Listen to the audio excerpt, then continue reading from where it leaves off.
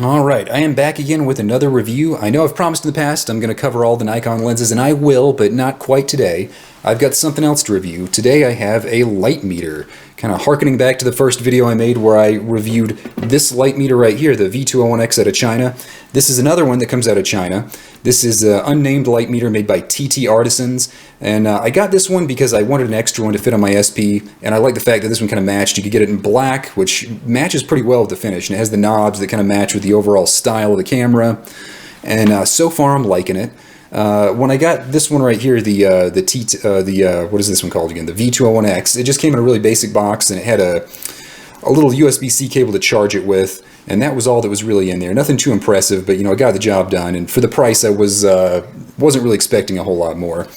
This one came in a very nice box. You can see it's black, it's got a nice texture, it's got sort of an embossed silver sort of image of the viewfinder.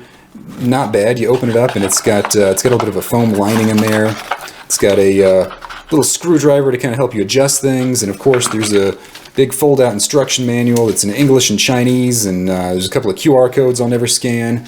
Gives you some basic information on the exposure and how to use it. Also tells you about what battery you need, because batteries are not included, which was a bit of a disappointment, but frankly not something that really shocked me or that I found too surprising. So there's a battery port right there. You have to unscrew a screw that's right here on the corner and put in a 3 volt, I think it's a 2032 style battery.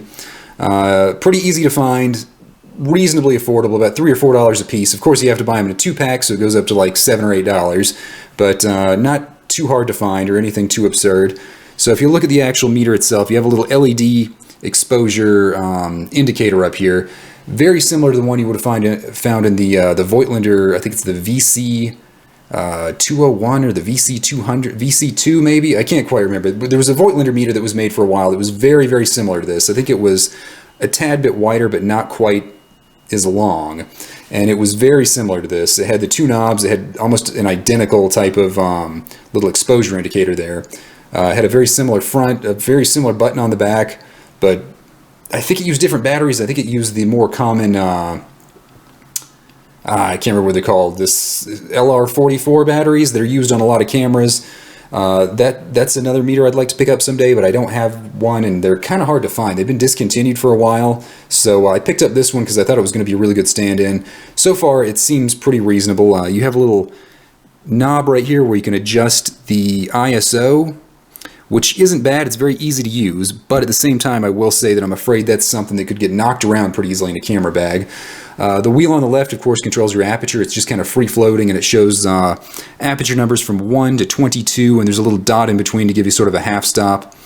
And then you'll also see on the right you have all the shutter speeds from 1 second to 1/2000th of a second. Those actually click into place on the actual shutter speed. I don't know why the two are different. It's a little odd, but I guess it kind of makes sense since you have the half stops over here on the left.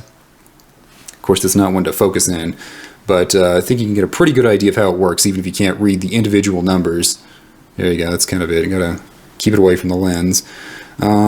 It does have a little mount on the bottom. When I got it, it was mounted all the way over to the right, but it would collide with the little the rewind knob on my SP, so I unscrewed it and kind of centered it. The only problem with that is when I want to change the batteries, which hopefully won't be for 2 years or so, I'm going to have to unscrew the shoe, take that off, unscrew the little shoe right there for the battery, then pop the battery out and put a new battery in. So it is a little bit complicated, but the fact you can move it around is very nice. It should fit most cameras, I'm guessing. I can't think of any off the top of my head that wouldn't really accommodate this meter, but there might be 1 or 2 out there. All in all, I gotta say, I really like the look. The metering seems pretty accurate. I'll open up the window a tiny bit. Hopefully it doesn't get too bright. Just aim it outside, push the button on the back, and let's see what it says. So let's set it at 500, and you can kind of see it's doing about 500. Somewhere around 500 f3.5 seems to be the ideal settings right there, and that's at ISO 200. That seems pretty reasonable, and we can compare it right here with the old V201 I've had for a while. I just turned it off, it was already on. That's also at 200, aiming out the window, so it's at 5.6, around 250.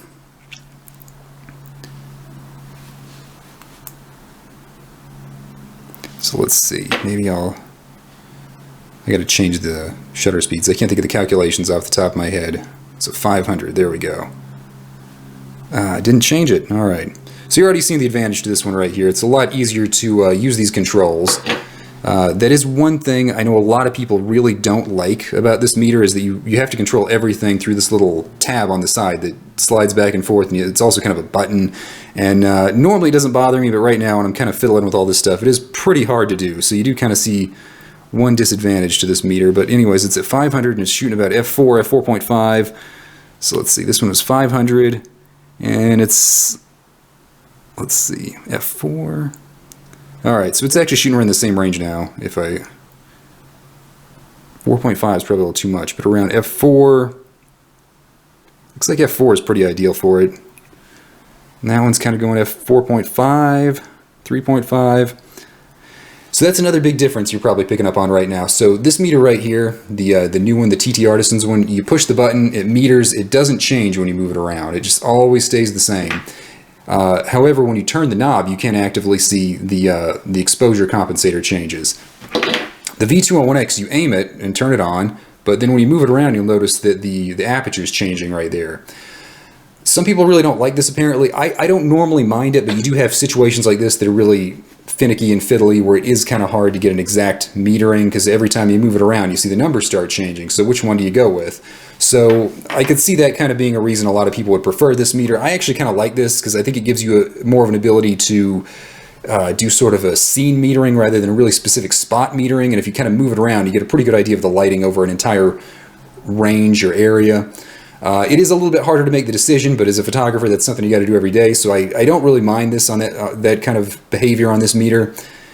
Can't say I necessarily prefer it, but I have this one right here doesn't do it. So I'll have to see how I like that. I haven't really gotten out and used this. It just arrived today, but that is a pretty noteworthy difference right there. This one has sort of a exposure lock, just depending on where you point it.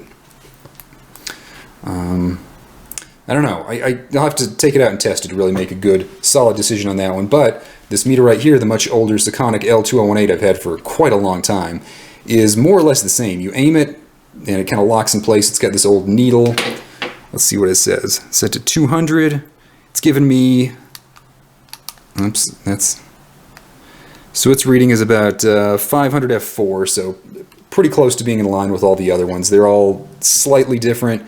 I think some of that's probably the battery charge. This one has a pretty old battery in it. I might need to change that. And I have a spare one now, so I can, because these two actually use the same battery. So that's kind of interesting if you already have one of these Sekonics and you want to maybe get a bonus meter to kind of put on something to leave on a camera maybe, or to shoot two at different film speeds. That's one thing I do, is a lot of times I take out two cameras and I'm shooting one with color film that's 200 and one black and white film that's like 100, and it's kind of nice to have different meters with different cameras so you don't have to keep switching it around.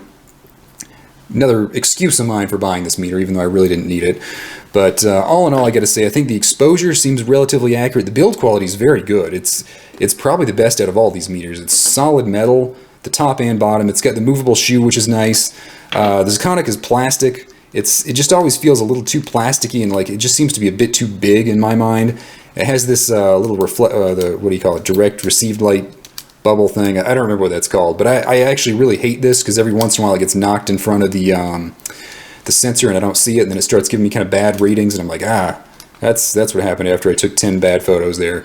So that's a different feature you have on here that could be useful, but I personally hate it. You do have the adjustable bottom. It uses the exact same type of battery. And then of course you got the V201X right here, which again has a solid upper body. The bottom is more of a plastic, and the shoe is that plastic, and I do sometimes worry about the integrity of that shoe. Again, you have the controls, which some people don't like. My biggest qualm with this particular light meter is the fact that you've got the screen on top, and when you're outside shooting in bright conditions, it can be pretty hard to see. I've never had that issue with this meter, of course, since it has needles, and I kind of doubt it would be as bad with this meter since you have these LEDs that are pretty bright. That's actually my biggest qualm with this meter. I know some people say that its exposures are kind of off, or that the build quality isn't good. I think I heard somebody online say they bought it and it didn't seem to want to hold a charge. I haven't had any of those issues. I've seen a few other people have this meter and seem to like it, but I know there are some people who just seem to hate them. But again, I've had no issues. And so far, I'm really liking this one right here, the unnamed TT Artisans meter. Looks really good on the SP, and I'm looking forward to getting out and shooting with it soon. And that's pretty much that. Another meter for the collection, and another review for you to kind of watch and hopefully leave some comments.